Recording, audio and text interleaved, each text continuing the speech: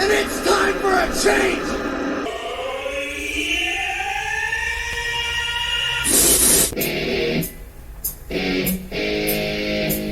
I have so much anger. I feel like I've been raped. In the face!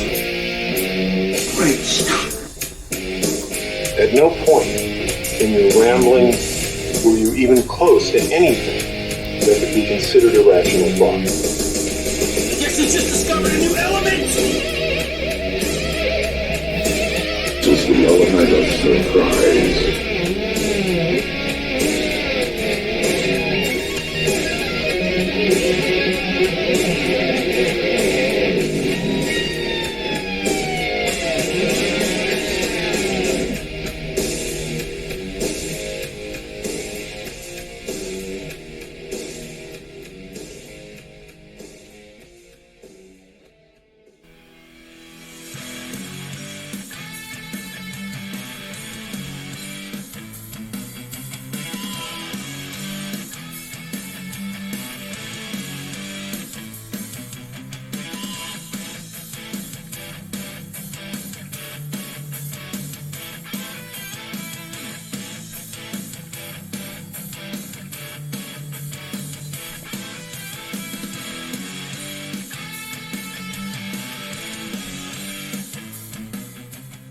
Alright, welcome to The Element of Surprise. My name is Chadwick J. Sewitt. I'm your host on this little shindig we like to take together every once in a while. Blah, blah, blah. Fuckity fuck, fuck, fuck.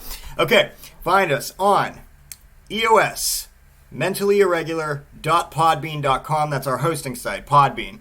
Again, that is EOS, mentallyirregular.podbean.com. Or check out our Facebook page. It is www.facebook.com/EOS Mentally Irregular. All the podcast stuff is on the Facebook page. All the links to the episodes are there too. Also, you can check out the EOS Army and join the EOS Army. We're currently recruiting. Okay, without further ado, something I really want to talk about right off the bat. I'll be honest with you. I wasn't going to record tonight. We went out thrift shopping and we got back and I said to myself, do I want to record? No, I'm not really in the mood. And then something happened that I said, you know what? Yes, I am in the mood. I have to podcast now. I have to podcast right now, and it must happen. So what happened is that, as I'm sure you've heard me talk about before, my son likes to play Minecraft on the Xbox, and I'll play with him sometimes. But we recently dove into like the online gaming thing, like playing in the servers and stuff. And a lot of things that you notice in there is there's online chat. There's online chat, so you can see what the other players are saying in case another player wants to, chat or Minecraft with you.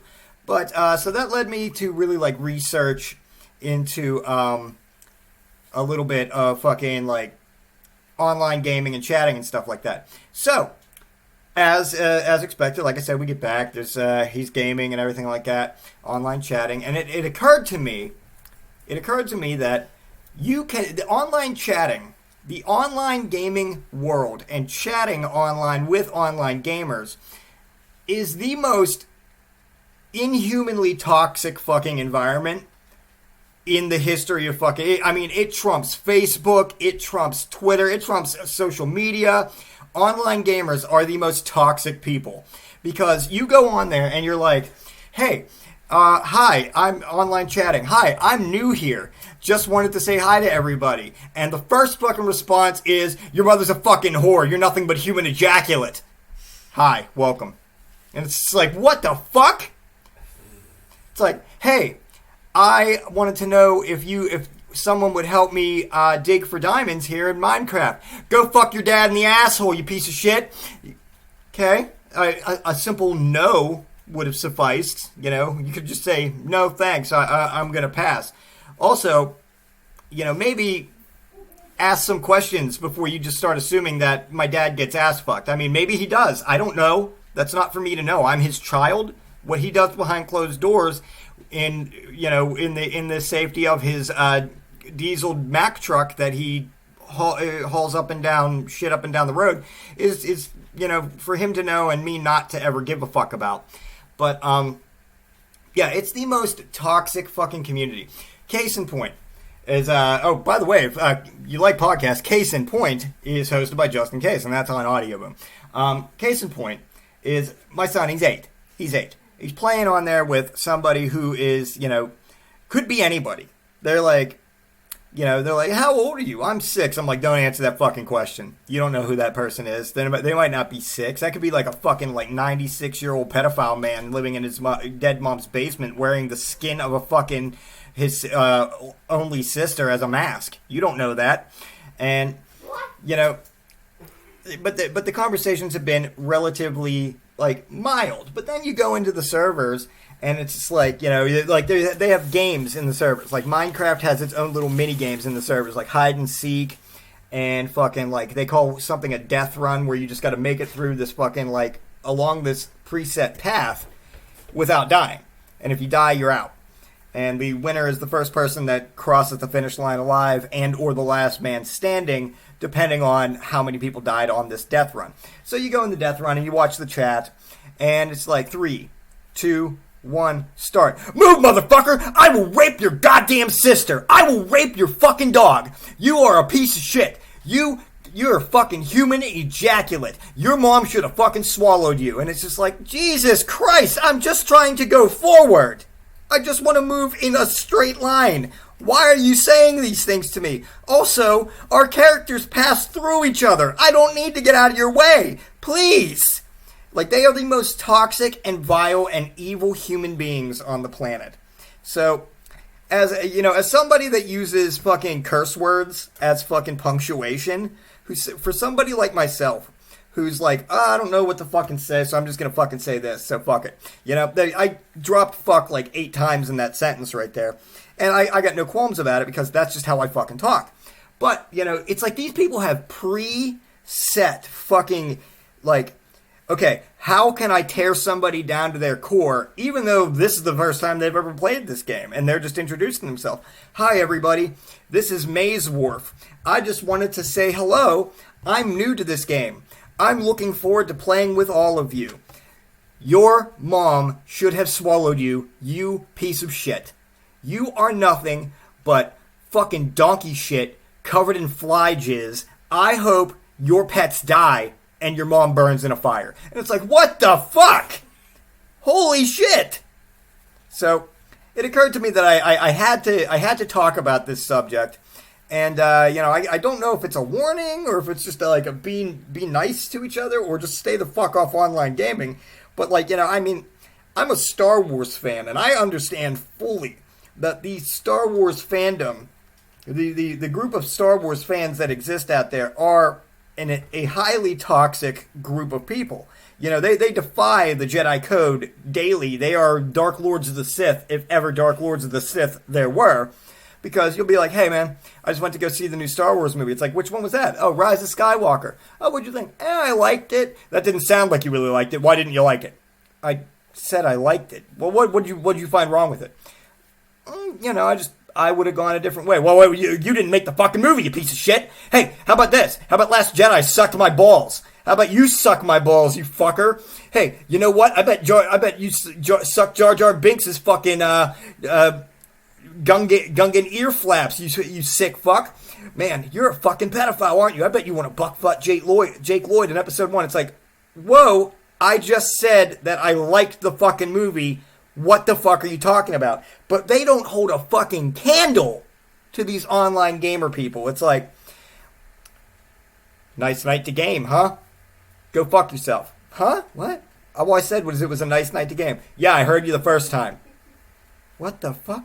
So, someone's in a bad mood. You don't know shit about me! Don't fucking judge me! I'm not in a bad mood. Your mom was in a bad mood when she spread that fucking dank fucking hole of hers to fucking get knocked up with you. Her birthing you was the worst mistake of her fucking life. And it's Jesus Christ! Fuck you! So, yeah, online gaming needs to go away.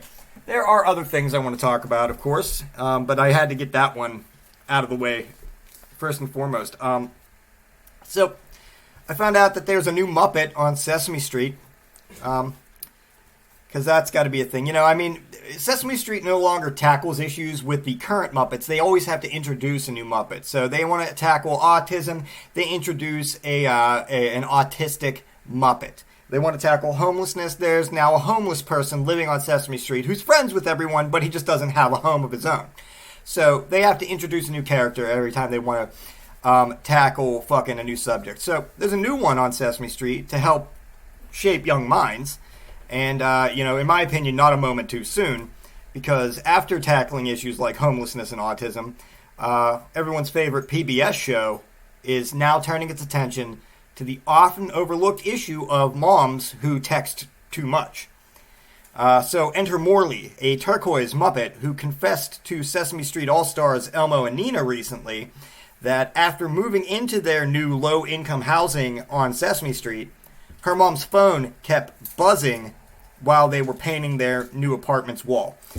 Well, after hearing this news, Elmo absolutely went off about Morley's mom being too distracted by her texts and not being a very attentive mother, before Nina explains that parents, who often possess both phones and opposable thumbs, sometimes will receive texts.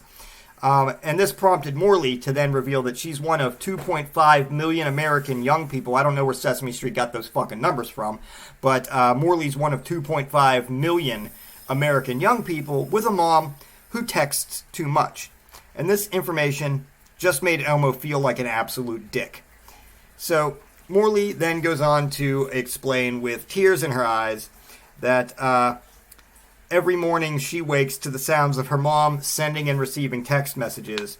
And, I think it's poignant to point out here, it's important to point out here that Morley recently hit a breaking point with her mom when her mother sent out 25 texts in 30 minutes to an undisclosed party about a seasonal sale at Bath & Body Works, which included various pictures of fragrant lotions that she was considering.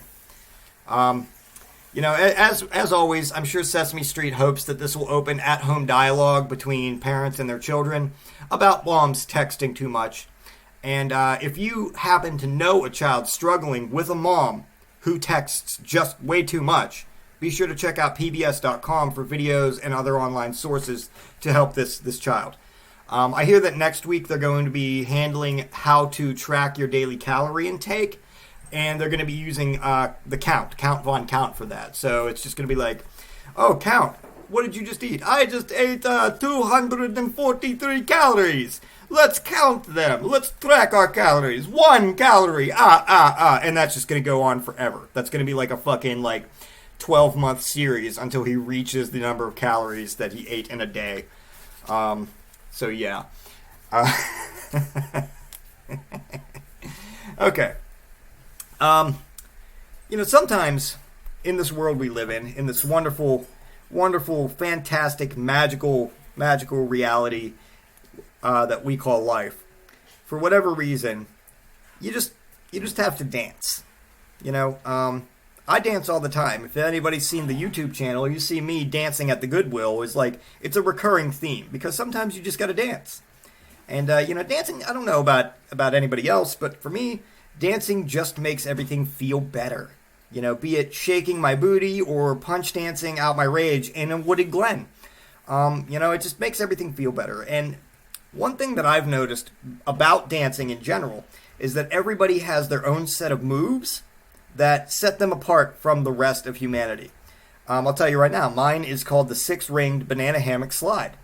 But just in case you find yourself lacking in the dance move department, I put together a list of 3 of the most daring dance moves that will leave anybody that you're dancing around saying, I bet somebody watched High School Musical lately. So, let's set the scene. Let's set the scene, everybody. Close your eyes. Grimace, I'm talking to you right now. Close your eyes. You're out in the street. Imagine you're out in the street, and you're just walking down the sidewalk, and you see some local youths are having a dance contest on the street corner. You notice one of these young dancers is kind of looking your way, and they're shooting you a glance that says, "Bring it." And so, per the laws of random dance-off challenges that were placed into law by the Supreme Court in 1972, you must bring it, or else you will have been served. So, here's what you do. First and foremost, throw on your favorite casually tilted fedora hat, or ladies, maybe you throw on your best asymmetrical ruffle dress, and then you show them what you got with the vaguely Latin dance routine called Bop to the Top. And I assure you that your run-of-the-mill jazz hands and theater dance steps will have your opponent asking, isn't this the choreographed dance from the fucking critically acclaimed 2006 Disney movie? Boom. Served. You just served him with your fucking dance moves. Now, maybe this whole thing escalates. Maybe that being served with the bop to the top didn't sit well with him, and this whole thing is now escalated. And through one form or another, you now find yourself in the middle of an urban basketball court with your opponent and two of his teammates sitting there, his dancing teammates on the basketball court opposite you. You're now surrounded by people, and of course, because you're on a basketball court, this is where things get real. Not a problem. All you need to handle this situation is a basketball, a surface to both dance and dribble the basketball on, and the tiniest bit of hand-eye coordination. So, what you do is you start with some rhythmic dribbling, and then show off any basketball tricks that you've got. Then, once the music really starts to get going, you transition into a part modern dance, part basketball moves technique. Trust me, this combo will make your opponent know that you've got your head in the game. And it'll leave him wondering, wait, isn't this the dance that Zac Efron and Corbin Bleu do in fucking High School Musical? Answer, yes it is. And your ass just got served. Finally, maybe as I said before, these street dancing youths aren't the type to take getting served so easily. And now that they know you've come to stomp the yard, they start bringing out the big guns and using dance moves that seem to defy physics and logic as we know it. Business has definitely picked up. So what do? How can you show them that you can move and keep it fresh? Well, pretty easily. Show them that you've got your wildcat spirit with a fun mix of cheer sequences, vibing with other people that are around you guys during the dance-off, and including your visibly confused opponent in your dance routine, who, for the record, may just be a little bit turned on now. What you're going to do is you're going to pump your fists and then clap on both sides of your knees, and then clap your hands into the air while your opponent screams, "Wait! This is another dance from High School Musical! Stop! You win!" Boom. Victory. You use these sexy fully choreographed dances designed for teenagers, and you'll 100% have your young upstart dance-off opponent vaguely recognizing them from that one time 14 years ago when he watched High School Musical with his kid sister. He's now officially been served to the fullest extent that a person can ever be served. And I'm certain that he and his cohorts are going to want you to join their crew and help them choreograph their next dance routine. So, just in case you ever find yourself in a street dance-off, which happens more often than not, according to all those movies that they put out on the subject. Especially between 2000 and 2010, apparently that shit was happening all over the place. Right around 2006 and 2007, that shit was hot. You couldn't go outside without being challenged to a pre-choreographed dance-off routine. And I understand why, because, but, okay. So, I want to talk about something that happened recently, or may not have happened recently, to me, at the local Walmart in Delmont. And I'm going to begin this story with this. Over the past couple years, I've become aware of bath bombs. I mean, they're kind of everywhere, and you just put them in your bath, and they smell good, and they turn the bath like a color, bath bombs. And they come in a variety of scents and colors. So, that being said, when I was at Walmart and I found what looked like a Lindt milk chocolate still in a wrapper in the Bath and Body section last week, I definitely knew that it was a bath bomb, and in no way, shape, or form popped it into my mouth because I thought it was chocolate. Now, if somebody tells you that they saw me at the Delmont Walmart, put a chocolate bath bomb in my mouth, look disgusted, and then immediately spit it out onto the floor, they're a fucking liar. So, listen, I'm going to be straight with y'all. I'm going to be straight with everybody. This thing looked like a Ferrero Rocher. And if I'm being honest, at first kind of felt like one, but kind of waxier. It looked like and smelled like chocolate. And it's not that insane that I thought it was chocolate. You know, all I'm saying is that with names like Choco Mint and Caramel Dream, it can get a little confusing. And the place also sells sweets and baked goods. So it's not that hard to assume that somebody opened a bag of fucking Lindt chocolates or something and accidentally dropped one on the ground. So don't fucking judge me. That's not cool. Anyone could have made that mistake. And just because I found it on the ground in the same aisle as the bath bombs doesn't necessarily mean that I would instantly know it was a bath bomb. So shut up. Okay. Just wanted to get that off my chest, you know. Maybe it's not retarded. You don't know that I did. How would you know? How would you know, Ash? It looked like it was round and it looked like chocolate and it smelled like chocolate, so I put it in my mouth. And it happened to be a fucking bath bomb. Or maybe I didn't put it in my mouth. In fact, no, I didn't. Why would I ever do that? I knew it was a bath bomb from the get-go. No, I didn't. No, I didn't. I totally put a bath bomb in my mouth. Okay. Next thing I want to talk about is the wonderful town of Murrysville, which is a suburb of the greater Pittsburgh area. And one that I've spent the majority of my life in and around. And in the grand scheme of things, it's really not the worst place in the world to live. But like most places, it's got its share of things to dislike. And for me, that really boils down, you could say, oh, I don't like this or I don't like that. But for me, it always boils down to the population. And having lived in Murrysville the majority of my life, I feel confident when I say that 75% of Murrysville residents are seemingly of the belief that with a BMW, a Lexus, a Porsche, or a Tesla, they instantaneously become superior to anyone without one. It doesn't matter that their car payment is more than their rent, or that owning such a vehicle doesn't excuse them for wearing cut-off booty shorts and a John Deere tube top.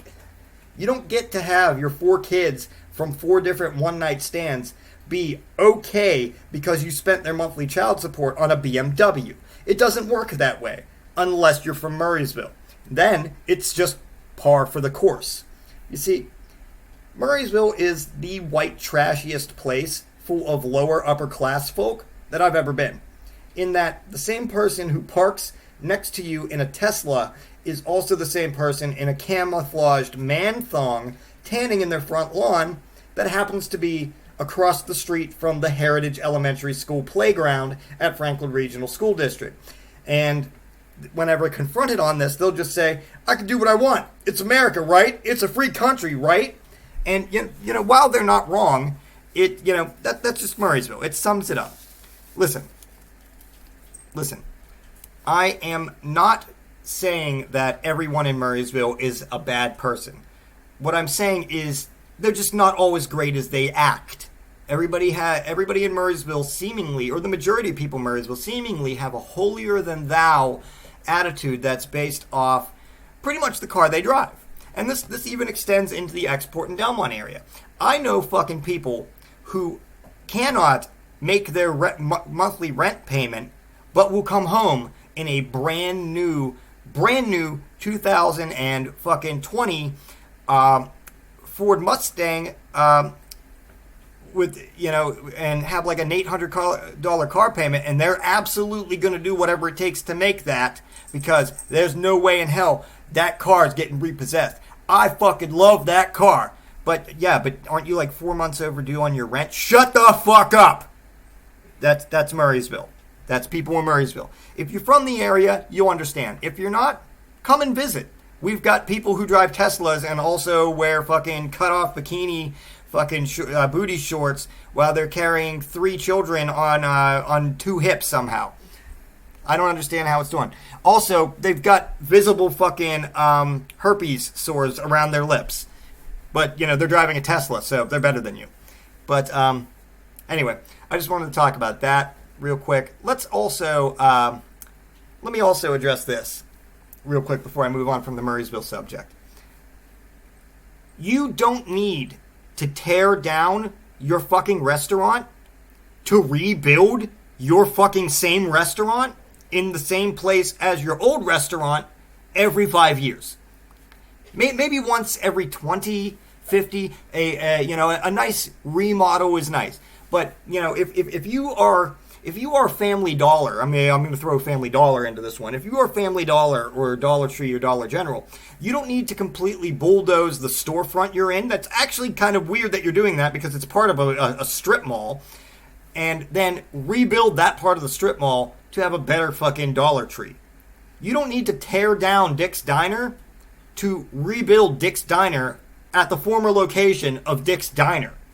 You don't need to fucking tear down the Holiday Inn Express to replace it with a Holiday Inn Super Express. It doesn't fucking make sense. Nowhere else in the world does these things, but Murrysville, they're like, you know what we haven't done lately? You know that Taco Bell we opened? Yeah, that's Taco Bell up in Delmont. That thing's only like 10 years old. Yeah, we're going to bulldoze the shit out of it, and then in the same location, we're going to put, what are you going to put there? A Burger King or something new? No, we're putting Taco Bell. Why? Shut the fuck up. You're not from here. You don't know our customs. Murrysville. Okay. Moving on. Okay, so listen. I don't care who you are or what your personal belief systems are, but one thing that I think we can all agree on, everybody, regardless of age, gender, or race, we can all agree that trains are fucking awesome. From the old-timey steam locomotive all the way up to Japan's famed bullet train, we can all agree that there's a real beauty in boarding a train and going somewhere. Sure, there's going to be stops along the way, maybe a delay or two, but eventually you will arrive where you're going. But one thing often overlooked, in my opinion, during our fanciful trips on the choo-choo, is our good friend, the conductor. These fine folks who make the trains run on time. So, what do you think about these fellows who rock their Amtrak uniforms so hard that it makes our respective penises hard and vaginas sopping wet? It's okay to admit that train conductors are the male, middle-aged flight attendants of the ground. And don't be ashamed to admit that. We'd all probably let them punch our tickets and review our valid photo ID anytime they'd like, if you smell what I'm cooking. Their starched white shirts clearly say, I am a proud member of the rail industry, but their jaunty conductor's cap and fuck me hole puncher absolutely shouts, I want to pull my train into your station. And just as sure as the California Zephyr effortlessly glides across America's vast plains to get busy travelers from Chicago to San Francisco, by the way, I actually looked up this train and its route, you can be sure that the sexy conductor wants you to get all aboard his dick before it leaves the station of his pants, right after he finishes patrolling the Amtrak cars. Now, I know we'd all like a little first-class action from the conductor in our very own private sleeper car. Think about it. We'd all probably fuck the push-broom mustache right off his CGI Tom Hanks face if we were riding the Polar Express, and that's perfectly okay. Just follow him into the cafe car and earn 30% off a return trip, if you get my meaning.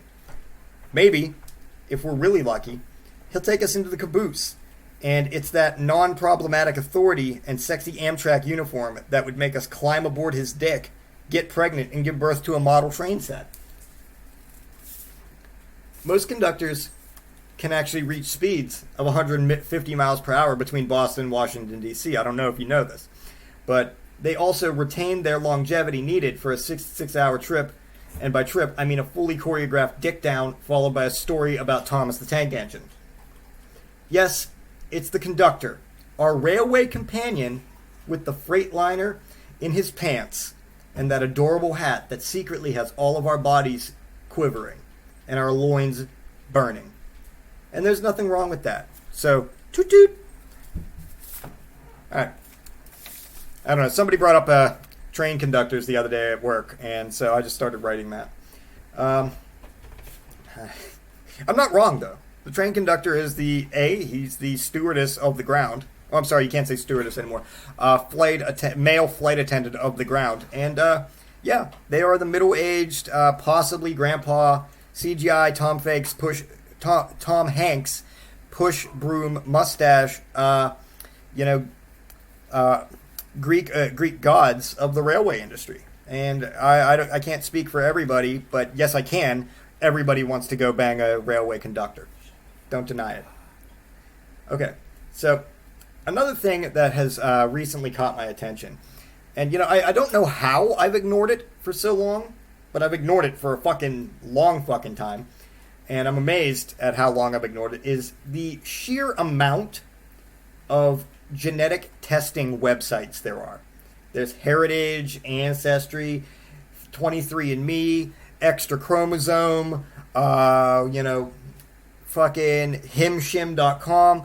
You can check all these out and so on and so forth. And, basically what I'm saying is that never before in the history of Earth or humankind has it been so easy to discover exciting facts about your unique and special lineage. Because there's hundreds of these websites. They just all exist, Oh, cotton swab this. Oh, stick a fucking, send some of your dick cheese in. We'll tell you your ancestry. Oh, just queef into a jar. We'll somehow put it through an analyzer, and it'll tell you everything you need to know about your special heritage. So sometimes though the results that you get might not be the results you want. Sometimes you might discover that instead of Italian or French, or possibly being related to George Washington, that you are actually Gimli, son of Gloin, a well-respected warrior dwarf from Middle-earth. What the fuck is that? Jesus Christ. That, you're Gimli, son of Gloin. You're a well-respected warrior dwarf from the Third Age of Middle-earth. And if this happens, I'm here to tell you, don't panic. Because I'm sure it's going to be a shock. Hold on, wait a second. What was that? Was that fucking Hoarders? Was that fucking... What was it? Was that a fucking advertisement? I thought that was the theme song to Hoarders. Jesus Christ. Okay, anyway. So you go on your 23andMe, you send in your dick cheese, you queef in a jar, I don't care how you do it, they get back to you with your results. You think, okay, what am I going to be? Am I going to be related to a famous French chef? No, you're Gimli, son of Gloin. You're a member of the House of Durin. So if this happens, don't panic, because I'm sure it's going to be a shock to find out that you're a member of the House of Durin. You may feel like your life has been sucker punched in the dick. One minute you're worried about making rent and discussing maybe taking online culinary classes, and now you learn that you're a descendant of the famed Middle-earth dwarf Durin the Deathless. First thing to do is double check those results. Sometimes we can misread things. So take a moment to read over your informational packet that Ancestry.com sends you and verify your info. So what's it say here? Let's look. Height, 3'6".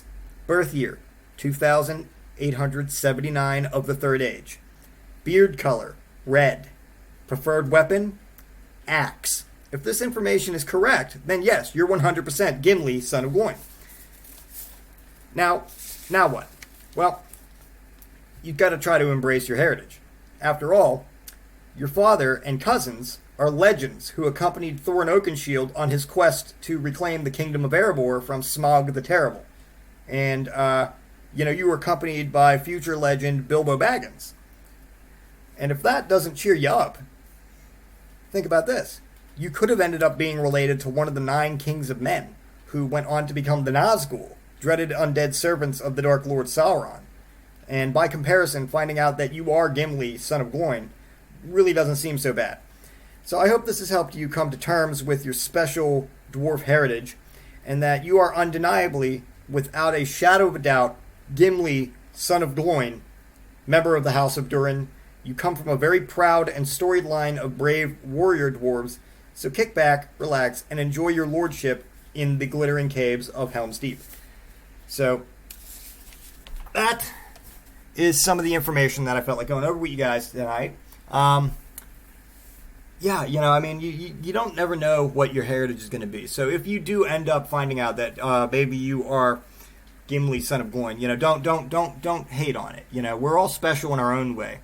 It's not too far-fetched to say that dwarves and midgets have a lot in common. And as we know, maybe an ancestor of yours was spit on by a midget, but they were able to knock up your other descendant grandma before they had gone through the full midget change. That, of course, we all know if you get spit on by a midget, happens. You turn into a midget yourself.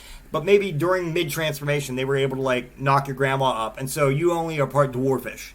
And that's how you became related to Gimli, son of Gloin, rather than a full-on midget. So it's very important knowledge. You got to embrace your heritage. Like me, I'm Scottish. I'm Scottish and Italian. My mother's side of the family is full-blooded Italian. I'm the first member of that side of the family, first generation of that side of the family to not have been full-blooded Italian. But I found out that I'm actually Scottish. And I've traced my ancestry all the way back to the 1200s in the Scottish Highlands. And so I was very proud of that. I embraced that immediately, mainly because Highlander is one of my movies, and I feel like I now am justified in yelling there can be only one wherever I go, but for other reasons as well. And so, I mean, if it turns out that you are Gimli, son of Gloin, or a cousin to Thorin Oakenshield, don't panic. There's nothing wrong with that. Embrace who you are. And with that said, I just want to let everybody know about a few more podcasts before I end this episode. Number one, as always, first and foremost, check out a fireside chat hosted by my very good friend Grimace, Mr. Ryan McCormick. That is available on libsyn.com. All the episodes are there. He's also got a Facebook page where he posts all the links to the episodes as well. It's a fireside chat at facebook.com or facebook.com/fireside chat. Or you could just search it, a fireside chat, and it comes up.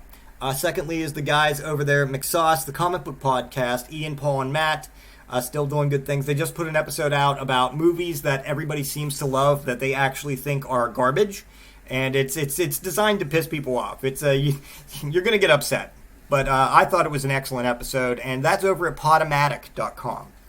They've also got the YouTube page, and then they've got their Patreon podcast, McSauce Private Reserve, which I think they're charging like $5 a month for that if you want to check that out as well. It's very cool. Then Case in Point, hosted by Mr. Justin Case. Honestly, I don't think Justin's put an episode out in a while, and I don't know why, but his episodes are very, very good, and that's at Audio Boom, so please check those out as well. Lastly, I want everyone to check out, what is the goddamn name of it? I can't remember the fucking name of it. It is Lunch After Dark. There we go. Lunch After Dark, hosted by Cody and Mark. That is also on Podomatic. And so, yeah, check those out. Enjoy them. And I leave you with these words as usual. Be kind to each other. Live your best life. And as always, cue the fucking bear music.